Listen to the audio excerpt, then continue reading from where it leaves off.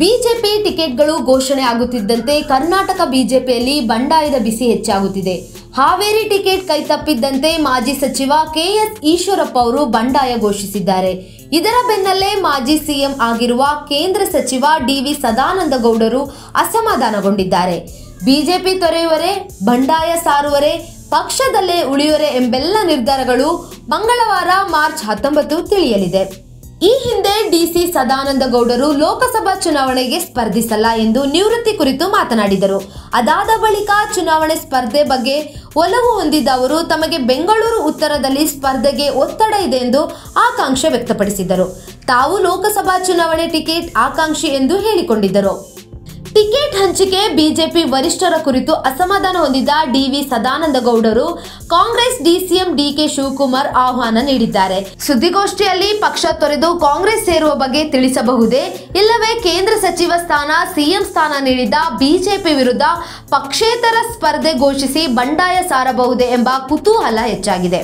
ಬೆಂಗಳೂರು ಉತ್ತರ ಕ್ಷೇತ್ರವನ್ನು ಶೋಭಾ ಕರಂದ್ಲಾಜೆ ಅವರಿಗೆ ನೀಡಿದ್ದು, ಸದಾನಂದಗೌಡರಿಗೆ ಯಾವ ಕ್ಷೇತ್ರವನ್ನು ನೀಡಿಲ್ಲ. ಈಗಾಗಲೇ 20 ಕ್ಷೇತ್ರಕ್ಕೆ ಬಿಜೆಪಿ ಟಿಕೆಟ್ ಘೋಷಣೆ ಮಾಡಿದೆ. ಈ ಕುರಿತು ಮಾತನಾಡಿದ ಸದಾನಂದಗೌಡರು, ಇವತ್ತು ನನ್ನ ಜನ್ಮದಿನ. ಇಡೀ ದಿನ ಕುಟುಂಬದ ಸದಸ್ಯರ ಜೊತೆ ಕಳೆಯುವೆ. ಮುಂದಿನ ರಾಜಕೀಯ ಹೆಜ್ಜೆಗಳ ಬಗ್ಗೆ ಕುಟುಂಬ ಸದಸ್ಯರ ಜೊತೆ ಚರ್ಚಿಸಿ ನನ್ನ ನಿರ್ಣಯವನ್ನು ನಾಳೆ ಸುದ್ದಿಗೋಷ್ಠಿ ಮಾಡಿ ತಿಳಿಸುವೆ ಎಂದು ಸಂಸದ ಮಾಜಿ ಮುಖ್ಯಮಂತ್ರಿ ಡಿವಿ ಸದಾನಂದಗೌಡ ಹೇಳಿದರು. ತಮ್ಮ ಪಕ್ಷದ ಪ್ರಮುಖ ನಾಯಕರೊಬ್ಬರು ಬಂದು ಸಾಂತ್ವನ ಮಾಡಿರುವುದು ನಿಜ. ದೆಹಲಿಯಲ್ಲಿ ರಾಜ್ಯದಲ್ಲಿ ಒಂದಷ್ಟು ವಿದ್ಯಮಾನ ನಡೆದಿವೆ. ನಿಮಗೆ ಟಿಕೆಟ್ ಅಂದರು. ಕೊನೆ ಕ್ಷಣದಲ್ಲಿ ರಕ್ಷಣೆಗೆ ಬರಲಿಲ್ಲ. ಕೆಲವೊಂದು ಮನದಾಳದ ವಿಚಾರವನ್ನ ಹೇಳಿಕೊಳ್ಳಬೇಕಿದೆ ಎಂದರು. ರಾಜಕೀಯದಲ್ಲಿ ಏರುಪೇರು, ಮುಜುಗರ ಸಹಜ. ಹೀಗಿದ್ದರೂ ತಿಳಿದು ಹೀಗೆ ಮಾಡಿರುವುದು ಬೇಜಾರು ತಂದಿದೆ ಎಂದು ತಿಳಿಸಿದರು. ಶಿವಮೊಗ್ಗದಿಂದ ಸ್ವತಂತ್ರ ಅಭ್ಯರ್ಥಿಯಾಗಿ ಕಣಕ್ಕಿಳಿಯಲು ಈಶ್ವರಪ್ಪ ನಿರ್ಧರಿಸಿರುವ ಬಗ್ಗೆ ಪ್ರತಿಕ್ರಿಯಿಸಿ, ಈಶ್ವರಪ್ಪ ಅವರನ್ನು ಭೇಟಿ ಮಾಡಿ ಮಾತನಾಡಿದ್ದೇನೆ. ಪಕ್ಷದಲ್ಲಿ ಯಾರಿಗೆಲ್ಲ ಮನಸ್ಸಿಗೆ ನೋವಾಗಿದೆಯೋ ಒಟ್ಟಿಗೆ ಹೋಗಿ ವರಿಷ್ಠರ ಭೇಟಿಯಾಗಿ ತೀರ್ಮಾನಿಸೋಣ ಅಂದಿದ್ದೆ. ಆದರೆ ಈಶ್ವರಪ್ಪ ತಮ್ಮದೇ ಆದ ನಿರ್ಣಯ ತೆಗೆದುಕೊಂಡಿದ್ದಾರೆ. ಅದರ ಬಗ್ಗೆ ನಾನು ಏನೂ ಮಾತನಾಡಲ್ಲ ಎಂದು ತಿಳಿಸಿದರು. ಇದೇ ವೇಳೆ ರಾಜ್ಯದ ಮಾಜಿ ಸಿಎಂ ಬಿಎಸ್ ಯಡಿಯೂರಪ್ಪ ವಿರುದ್ಧ ಪರೋಕ್ಷ ವಾಗ್ದಾಳಿ ನಡೆಸಿದರು. ನಾನು ಬಹಿರಂಗಪಡಿಸಲು ಬಯಸುವ ಕೆಲವು ವಿಷಯಗಳಿವೆ. ಅದರ ಬಗ್ಗೆ ನಾಳೆ ಮಾತನಾಡುತ್ತೇನೆ. ಪಟ್ಟಿಯಲ್ಲಿ ಒಕ್ಕಲಿಗರ ಹೆಸರಿದ್ದರೂ ಟಿಕೆಟ್ ನಿರಾಕರಿಸಿದ್ದಕ್ಕೆ ಬೇಸರವಾಗಿದೆ. ಟಿಕೆಟ್ ಕೊಡಿಸುವ ಭರವಸೆ ನೀಡಿದವರು ನನ್ನ ಪರ ನಿಲ್ಲಲಿಲ್ಲ. ಕೆಲವರ ಸ್ವಾರ್ಥಕ್ಕಾಗಿ ಶಿಕ್ಷೆ ಅನುಭವಿಸಬೇಕಾಗಿದೆ ಎಂದು ಡಿವಿಎಸ್ ತಿಳಿಸಿದರು. ಯಡಿಯೂರಪ್ಪನವರು ತಮ್ಮ ಆಪ್ತ ಸಹಾಯಕಿ ಶೋಭಾ ಕರಂದ್ಲಾಜೆಗೆ ಟಿಕೆಟ್ ನೀಡುವ ಬಗ್ಗೆ ಹಠ ಹಿಡಿದಿದ್ದಾರೆ. ಸ್ಥಳೀಯ ಮುಖಂಡರ ವಿರೋಧದ ಹಿನ್ನೆಲೆಯಲ್ಲಿ ಕೇಂದ್ರ ಸಚಿವರನ್ನು ಉಡುಪಿ ಚಿಕ್ಕಮಗಳೂರು ಕ್ಷೇತ್ರದಿಂದ ಬೆಂಗಳೂರು ಉತ್ತರಕ್ಕೆ ಸ್ಥಳಾಂತರಿಸಲಾಗಿದೆ. ಉಡುಪಿ ಚಿಕ್ಕಮಗಳೂರು ಕ್ಷೇತ್ರಕ್ಕೆ ಕೋಟಾ ಶ್ರೀನಿವಾಸ್ ಪೂಜಾರಿ ಅವರನ್ನು ಕಣಕ್ಕಿಳಿಸಲಾಗಿದೆ. ಮಾಜಿ ಸಿಎಂ ಜಗದೀಶ್ ಶೆಟ್ಟರ್ಗೆ ಕೇಂದ್ರ ಗೃಹ ಸಚಿವ ಅಮಿತ್ ಶಾ ಸೇರಿದಂತೆ ವರಿಷ್ಠರ ಸೂಚನೆ ಬಳಿಕವೂ ಬೆಳಗಾವಿ ಟಿಕೆಟ್ 100ಕ್ಕೆ 100ರಷ್ಟು ಖಚಿತವಾಗಿಲ್ಲ. ಬೆಳಗಾವಿ ಸ್ಪರ್ಧೆಗೆ ವಿರೋಧ ವ್ಯಕ್ತವಾದ ಹಿನ್ನೆಲೆಯಲ್ಲಿ ದೆಹಲಿ ವರಿಷ್ಠರ ಭೇಟಿಗೆ ಜಗದೀಶ್ ಶೆಟ್ಟರ್ ತೆರಳಿದ್ದಾರೆ. ಜಗದೀಶ್ ಶೆಟ್ಟರ್ಗೆ ಟಿಕೆಟ್ ನೀಡದಂತೆ ಒತ್ತಡ ತರಲು ಕೆಲವರು ನಿರ್ಧರಿಸಿದ್ದಾರೆ.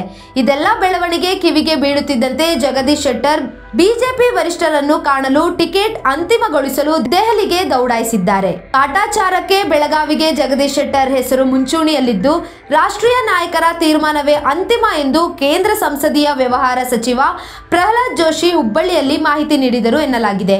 ಇತ್ತ ಕಾಂಗ್ರೆಸ್ನಲ್ಲಿ ಬೆಳಗಾವಿಯ ಮತ್ತೊಬ್ಬ ನಾಯಕ, ಹಾಲಿ ಅಥಣಿ ಶಾಸಕ ಲಕ್ಷ್ಮಣ್ ಸವದಿಗೆ ಲೋಕಸಭಾ ಚುನಾವಣೆ ಟಿಕೆಟ್ ಸಿಗದಿದ್ದಕ್ಕೆ ಬೇಸರವಿದೆ. ಈ ಮೊದಲು ಅವರು ಬಿಜೆಪಿ ಬಿಟ್ಟು ವಿಧಾನಸಭೆಗೂ ಮುನ್ನ ಕಾಂಗ್ರೆಸ್ ಸೇರಿದರು. ಶೆಟ್ಟರ್ ರೀತಿಯಲ್ಲಿ ಸವದಿ ಅವರನ್ನು ಪಕ್ಷಕ್ಕೆ ಸೆಳೆಯುವ ಪ್ರಯತ್ನಗಳು ಬಿಜೆಪಿಯಲ್ಲಿ ನಡೆದಿವೆ. ಚುನಾವಣೆ ಹೊತ್ತಿಗೆ ಏನ್ ಬೇಕಾದರೂ ನಡೆಯುವ ಸಾಧ್ಯತೆ ಇದೆ. ಇತ್ತ ಕೆಎಸ್ ಈಶ್ವರಪ್ಪ ಅವರನ್ನು ಭೇಟಿ ಮಾಡಿದ ನಂತರ ಸುದ್ದಿಗಾರರೊಂದಿಗೆ ಮಾತನಾಡಿದ ರಾಧಾ ಮೋಹನ್ ದಾಸ್ ಅಗರ್ವಾಲ್, ಇದು ಅವರ ವೈಯಕ್ತಿಕ ಭೇಟಿಯಾಗಿದ್ದು ರಾಜಕೀಯಕ್ಕೂ ಭೇಟಿಗೂ ಯಾವುದೇ ಸಂಬಂಧವಿಲ್ಲ ಎಂದಿದ್ದಾರೆ. ನಾವು ಒಂದೇ ಪಕ್ಷದ ಸ್ನೇಹಿತರು. ಇದು ನಮ್ಮ ವೈಯಕ್ತಿಕ ಭೇಟಿಯಾಗಿತ್ತು. ನಾನು ಅವನ ಕುಟುಂಬದೊಂದಿಗೆ ಮಾತಿಗೆ ಕುಳಿತಿದ್ದೆ. ಅಲ್ಲಿ ಮಕ್ಕಳಿದ್ದರು. ನಾವು ಮಕ್ಕಳೊಂದಿಗೆ ರಾಜಕೀಯ ಮಾತನಾಡುವುದಿಲ್ಲ. ಕುಟುಂಬವನ್ನು ಭೇಟಿ ಮಾಡುವುದು ನನಗೆ ರಾಜಕೀಯ ವಿಷಯವಲ್ಲ ಎಂದು ರಾಧಾ ಮೋಹನ್ ದಾಸ್ ಅಗರ್ವಾಲ್ ತಾವು ಈಶ್ವರಪ್ಪ ಅವರ ಮನವೊಲಿಸಲು ಬಂದಿಲ್ಲ ಎಂಬುದನ್ನು ಹೇಳಲು ಯತ್ನಿಸಿದರು. ಇವತ್ತು ಪ್ರತಿಕ್ರಿಯೆ ನೀಡಿದ ಈಶ್ವರಪ್ಪ, ಪ್ರಧಾನಮಂತ್ರಿ ಅವರು ರಾಘವೇಂದ್ರರ ಪರ ಓಟು ಕೇಳುವುದರಿಂದ ತನಗೆ ಅಲ್ಲೇನು ಕೆಲಸವಿಲ್ಲ. ಅವರ ಮುಂದೆ ಮಾತನಾಡುವಷ್ಟು ದೊಡ್ಡವನು ತಾನಲ್ಲ. ಆದರೆ ಪಕ್ಷೇತರ ಅಭ್ಯರ್ಥಿಯಾಗಿ ಸ್ಪರ್ಧಿಸಿ ಗೆದ್ದು ಅಯೋಧ್ಯೆಗೆ ಬಂದು ಶ್ರೀರಾಮನ ದರ್ಶನ ಪಡೆಯುತ್ತೇನೆ ಎಂದು ಈಶ್ವರಪ್ಪ ಅವರು ಹೇಳಿದರು. ಒಟ್ನಲ್ಲಿ ಬಿಜೆಪಿ ಮಧ್ಯದಲ್ಲಿ ಬೂದಿ ಮುಚ್ಚಿದ ಕೆಂಡದಂತೆ ದಿನಕ್ಕೊಂದು ಮುನಿಸು ಹೊರಬರುತ್ತಾ ಇದೆ. ಒಂದು ಕಡೆ ಲೋಕಸಭಾ ಚುನಾವಣೆ ಕಾವೇರುತ್ತಿದೆ, ಇನ್ನೊಂದು ಕಡೆ ಚುನಾವಣೆ ಮುಗಿಯುವಷ್ಟರಲ್ಲಿ ಬಿಜೆಪಿಯಲ್ಲಿ ಯಾರು ಉಳಿದಿರುತ್ತಾರೆ ಎಂದು ಕಾದು ನೋಡಬೇಕಾಗಿದೆ. Anjali, special desk, BN TV, ಇದು ನಿಮ್ಮ ಧ್ವನಿ.